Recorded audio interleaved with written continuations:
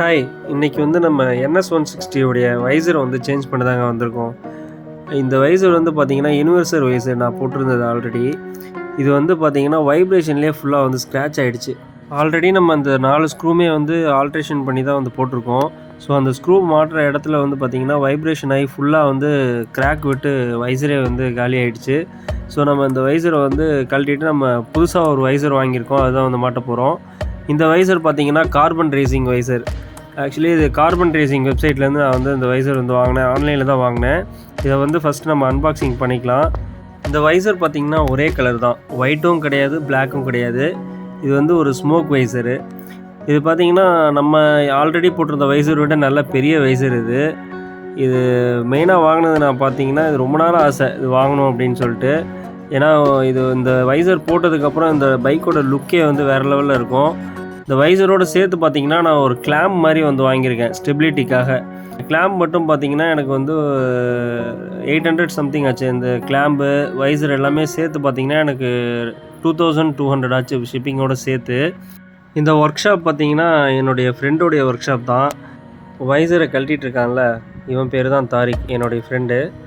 தாரிக்குடைய அண்ணன் தான் ஹாலித். இவங்க 2 பேரும் வந்து பிரதர்ஸ் தான். இந்த வைசர் வாங்கின உடனே இவங்கள்ட்ட தான் சொன்னேன், நீங்கள் தான் எனக்கு இந்த வைசர் ஃபிக்ஸ் பண்ணி தரணும் அப்படின்னு சொல்லிட்டு. அதெல்லாம் ஒன்றும் பிரச்சனை இல்லை, வாடா பார்த்துக்கலாம் அப்படின்னு சொல்லிட்டு எனக்கு ஃப்ரீயாகவே இந்த வைசர் வந்து சேஞ்ச் பண்ணி கொடுத்தாங்க. ஃபிக்ஸிங் அது. ஓ, இது இந்த 2 இதுவும் வந்து கிளாம்ப் வந்து ஃபிக்ஸ் ஆகிடும். இது 2மே ஃபிக்ஸ் பண்ணுற மாதிரி. இது 2 சைடும் போல்ட்டு போடுற மாதிரி. இது 2 போடுறது எக்ஸ்ட்ரா ஃபிட்டிங் தான் இது. இதை வச்சு ஒரு ப்ரெஸ் பண்ணால் போதும்ல, மாட்டிக்கலாம். ஆமாம், எனக்கு இது வந்து நான் மெயினாக வாங்கினதே இந்த வைப்ரேஷனுக்காக தான் வாங்கினேன். உட்காந்துருச்சா? ஜஸ்ட் ஒரு ப்ரெஸ்ஸு தான். இங்கேருந்து பார்க்குறதுக்கு வேறு மாதிரி இருக்குது. சைடு ஸ்க்ரூ போட்டுருவோம்.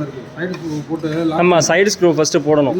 சப்போஸ் இதை கழட்டி இங்கே ஏதாவது ஒர்க் பண்ணுற மாதிரி. ஆமாம், நமக்கு சிக்கலாக இதோட செட்டிங் என்னன்னு முதல்ல பார்த்துருவோம். ஃபஸ்ட்டு இதோட பொசிஷன் அங்கே பாருங்கள். இது வந்து ஹேண்டில் பார் வந்து நான் KTM-ஓடது போட்டிருக்கிறதுனால இவங்க வந்து ரெடி பண்ணியிருக்கதே வந்து ஸ்டாக்கோட ஹேண்டில் பாருக்கு தான் ரெடி பண்ணி கொடுத்துருக்காங்க. நான் அதை ஐடியா பண்ணாமல் நான் அது கொஞ்சம் கூட யோசிக்கவே இல்லை.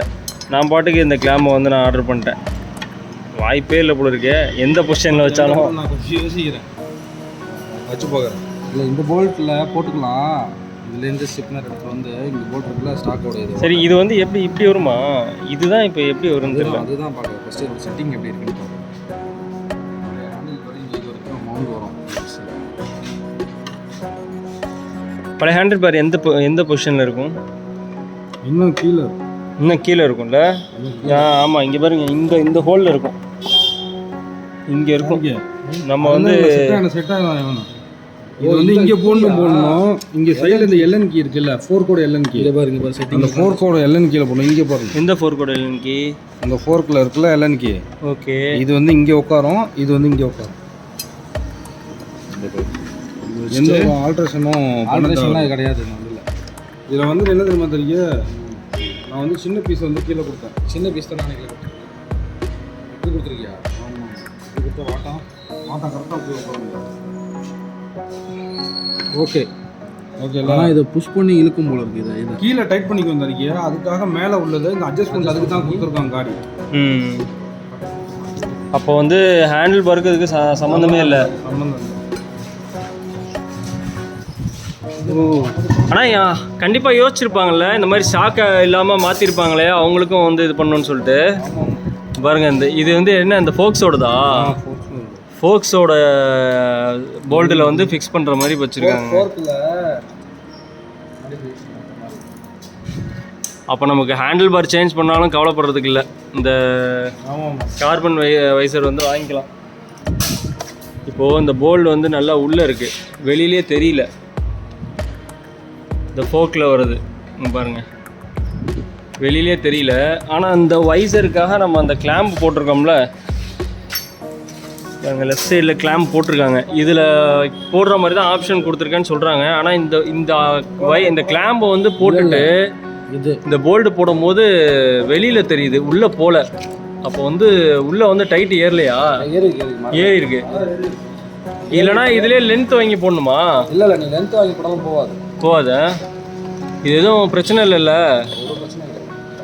கன்ஃபார்மாக இந்த போல்ட்டுக்கு தான் அவங்க கொடுத்துருக்காங்களா? ஆமாம், இல்லை செட்டிங் இதான் செட்டிங்கா? சரி, ஓகே. இந்த போல்ட்லாம் கிடைக்குமா நம்ம ஆஃப்டர் மார்க்கெட்டில்? இது எஸ்எஸ்ஸா? ஆமாம், எஸ். இந்த போல்டு எஸ்எஸ்ஸா? பரவாயில்லப்பா, ஒர்த்து தான். உங்களுக்கு ரஸ்ட்டு பிடிக்காம இருக்கும். இந்த போல்ட்டுக்கு பார்த்தோன்னா இதெல்லாம் எஸ்எஸ் கிடையாது, அதனால தான் ரஸ்ட்டு பிடிச்சி போயிருக்கு. இதெல்லாம் பார்த்தோம்னா வந்து இது எஸ்எஸ்லேயே வேறு மெட்டல் இருக்குது, இதுவும் ரஸ்ட்டு பிடிக்காது. பரவாயில்ல, அந்த கொடுத்த அமௌண்ட்டுக்கு வந்து குவாலிட்டியாக கொடுத்துருக்காங்கல்ல. ஆனால் அந்த உள்ளே போகிற அந்த கிளாம்பு இல்லைன்னா இது பத்தாது, அந்த ஸ்ட்ரென்த்து பத்தாது, தனியாக ஆடும். அதனால தான் நான் முக்கியமாக வாங்கினேன். 800 ருபீஸ்ன்னு சொல்லிட்டு அது பார்க்கவே இல்லை.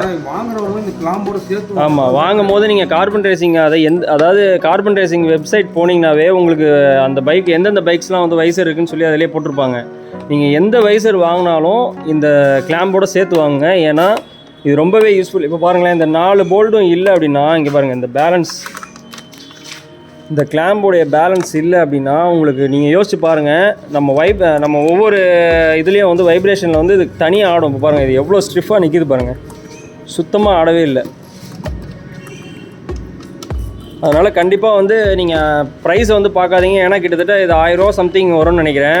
1000 ரூபாய்க்கு மேலே இருக்கும். ஒவ்வொரு வைசருக்கும் ப்ரைஸ் டிஃப்ரெண்ட் வரும். ஸோ இது வந்து நீங்கள் 1000 ரூபா கொடுத்து வாங்கிட்டு இது வந்து வாங்காம விட்டீங்க அப்படின்னா கண்டிப்பாக லைஃப் வந்து உங்களுக்கு வராது. ஸோ அந்த கிளாம்பை வந்து சேர்த்து வாங்கிக்கோங்க. அதிலே ஆப்ஷனலாக கீழே வரும். நீங்கள் ஆட் பண்ணும் போதே வந்து நீங்கள் பர்ச்சேஸ் பண்ணும் போதே கீழே வந்து ஆப்ஷனல் வரும், இந்த கிளாம்போட வேணுமா இல்லை வெறும் வைசர் மட்டும் வேணுமா அப்படின்ட்டு.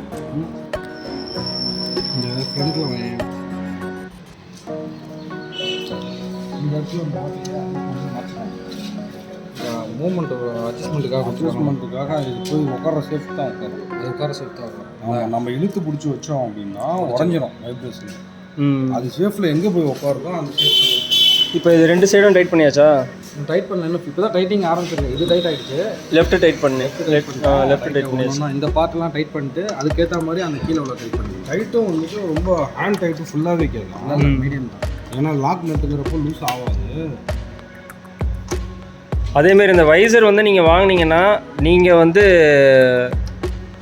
பர்சனலாக வந்து நீங்கள் வந்து ஓனாக வந்து இதை ஃபிக்ஸ் பண்ணுறது கொஞ்சம் சேஃப் இல்லைன்னு தான். ஏன்னா உங்களுக்கு இப்போ இதோட நாலேஜ் இருந்ததுன்னா நீங்கள் பண்ணுங்கள், இல்லை இதை பற்றி தெரியாது, ஃபிக்ஸ் பண்ண தெரியாதுன்னா கண்டிப்பாக வந்து நல்ல ஒரு எக்ஸ்பீரியன்ஸான ஆள்கிட்ட வந்து கொடுங்க. ஏன்னா இது வந்து சும்மா எடுத்து போல்டு மாட்டுற மாதிரி வேலை கிடையாது, நம்ம கழட்டி சும்மா மாட்டுற மாதிரி வேலை இல்லை. ஏன்னா இப்போ நான் நேரில் பார்க்கும்போது தெரியுது, இதை வந்து ஃபிக்ஸ் பண்ணுறது ஈஸி. ஆனால் இதுக்கப்புறம் அந்த கிளாம்போட வந்து இந்த இது பண்ணுறது வந்து ரொம்ப பார்த்து பண்ணுறாங்க. ஏன்னா அங்கே பாருங்கள், இந்த போல்டு வந்து ஃபஸ்ட்டே டைட் பண்ணல, இது வந்து ஹாஃப் லூஸ் வந்து ரெண்டுமே ஹாஃப் லூஸ் விட்டு இந்த 2 கிளாம்ப்லேயும் வந்து ஃபஸ்ட்டு புஷ்ஷை மாட்டிட்டு இது 2 பேலன்ஸ் எல்லாத்தையும் கிட்டத்தட்ட 6 போல்டு, இந்த இதில் 4 போல்டு, இது ரெண்டு சைடு 2 போல்டு. ஸோ 6 போல்டையும் வந்து பேலன்ஸாக வந்து டைட் பண்ணுறாங்க. நீங்கள் வந்து ஒவ்வொரு போல்ட்டும் வந்து டக்கு நீங்கள் மாட்டுறேன்னு சொல்லிட்டு நீங்கள் இது பண்ணிங்கன்னா கண்டிப்பாக வைசர் வந்து டேமேஜ் ஆக வாய்ப்பு இருக்குது. ஸோ வந்து நல்ல எக்ஸ்பீரியன்ஸான ஆள்கிட்ட வந்து நீங்கள் விடுங்க. ஸோ அது வந்து உங்களுக்கு பெட்டராக இருக்கும், வாங்குறதுக்கு யூஸ்ஃபுல்லாக இருக்கும். ஒரு விஷயம் இருக்குது, இந்த கிளாம்பு வந்துட்டு இங்கே வைசரில் வர இடம் வித்து வந்து பெருசாக இருக்கும், லென்த்து கொஞ்சம் கூட இருக்கும். கீழே டைட் பண்ணுற இடம் வந்து கொஞ்சம் ஸ்லிம்மாக இருக்கும் இந்த இடம். அதாவது அதான் இந்த ஸ்லிம்மாக இருக்கிறத நீங்கள் மேலே போட்டிங்கன்னா வைசரை இப்படி விலைக்கு ரொம்ப தூரம் பிடிச்சிருக்கும். ஆக்சுவலி ஃபிக்ஸே ஆகாதுல்ல, ஃபிக்ஸ் ஆகும். அப்போ வந்து இந்த அகலமாக இருக்குது பார்த்தீங்களா, மேலே உள்ள பீஸ் வந்து அகலமாக இருக்கும், இது வந்து மேலே வரணும். கீழே உள்ள பீஸ் வந்து மெல்லிஸாக இருக்கும், அது வந்து கீழே வரணும். அதை வந்து நோட் பண்ணிக்கோங்க.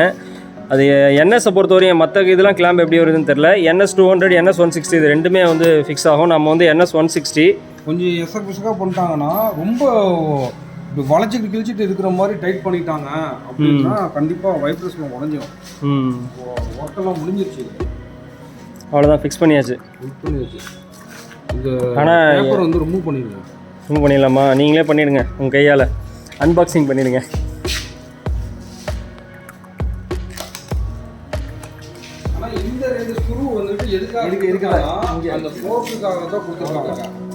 ஓ, இந்த ஃபோர்க்குக்காகவா? இந்த ஃபோர்க்குக்காக தான் இந்த ஸ்க்ரூவை கொடுத்துருக்காங்க. இது ரெண்டுத்தையும் செக் பண்ணி பார்த்தீங்களா? லென்த் ஒரே லென்த் தானே? ஒரே லென்த் தான். பாருங்க, இது வந்து இதுலேயே போல்டு இதுலேயே வந்துடுது. இங்கே பாருங்கள், இந்த ஃபோர்க்கில் இது பண்ணுறதுக்காக 2 போல்டு அவங்களே கொடுத்துட்றாங்க.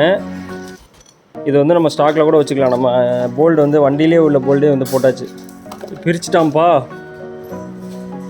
இதுக்கு மேலே நான் வந்து ஒரு பிளாக் ஸ்டிக்கர் ஒட்டுவேன், அப்போ தான் வந்து ஸ்க்ராச்சஸ் ஆகாமல் இருக்கும். நான் ஆல்ரெடி அந்த வைசரில் ஒட்டியிருக்கேன் பார்த்தியா? பாருங்க, தெரியுது. இந்த வைசரில் இந்த இது வந்து பிளாக் ஸ்டிக்கர் ஒட்டியிருக்கேன் பார்த்தியா? பிளாக் ஸ்டிக்கர் ஒட்டிட்டேன்னா நீ டக் பண்ணி தெரியாது. ஏன் நான் டக் பண்ணிலாம் ஓட்ட மாட்டேன்ப்பா. இந்த வண்டி என்ன 140க்கு மேலேயா போகுது? அந்த அளவுக்குலாம் போகாது. டக் பண்ணி ஓட்டுற அளவுக்குலாம் அந்த வண்டி செட் ஆகாது. இது என்னதுப்பா அந்த இடத்துல ஒரு புள்ளி மாதிரி இருக்குது? மேனுஃபேக்சரிங் பண்ணுறதுக்கு அந்த இது டாட்டு. இது ஏதோ பிளாஸ்டிக் டாட்டு வச்சோம் அது. அதான். ஆனால் இதை நம்ம எடுக்கணும்னு முயற்சி பண்ணால் தைல ஸ்க்ராட்ச் ஒன்று மேனுஃபேக்சரிங் பண்ணுறதுக்காக. அப்போ ஸ்டிக்கர் மட்டும் ஓட்டினா ஒன்றும் தெரிஞ்சுக்காதுல்ல. ஸ்டிக்கர் ஓட்டினாலுமே அந்த மேலே இருக்க இது மட்டும் புடச்சிட்டு தெரியும்ல. என்னப்பா இவ்வளோ பண்ணவனுங்க இந்த இடத்த விட்டுட்டாங்களே.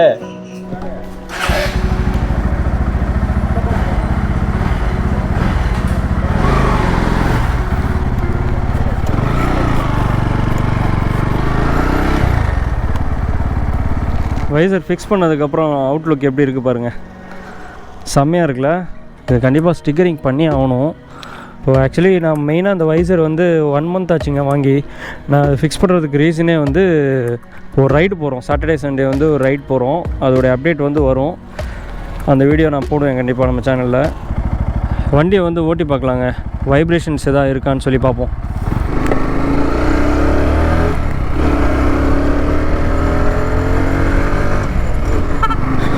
இந்த கீ செயினோட சவுண்ட் தான் கேட்குது. எக்ஸ்ட்ரா நாய்ஸ் வேறு எதுவுமே கேட்கல. நான் லோ கியரில் போட்டு தான் இழுக்கிறேன். அப்போயே வந்து எனக்கு சுத்தமாக வைப்ரேஷன் வரல. இந்த வைசர்லேருந்து இந்த இடத்துல தான் வைப்ரேஷன் வரும்.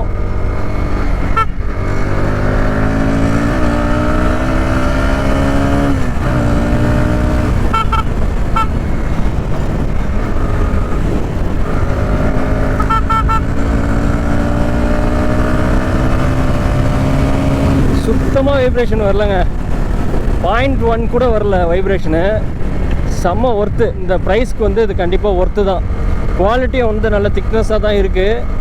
ஸோ நீங்கள் வந்து நம்பி வாங்கலாம். சாட்டர்டே சண்டே வந்து ஒரு குரூப் ரைட் போகிறோம். அந்த ரைடில் வந்து நான் விளாக் பண்ணும்போது கண்டிப்பாக அந்த வைசரோடைய விண்ட் பிளாஸ்ட் எப்படி இருக்குன்னு நான் கண்டிப்பாக வந்து நான் மென்ஷன் பண்ணுவேன்.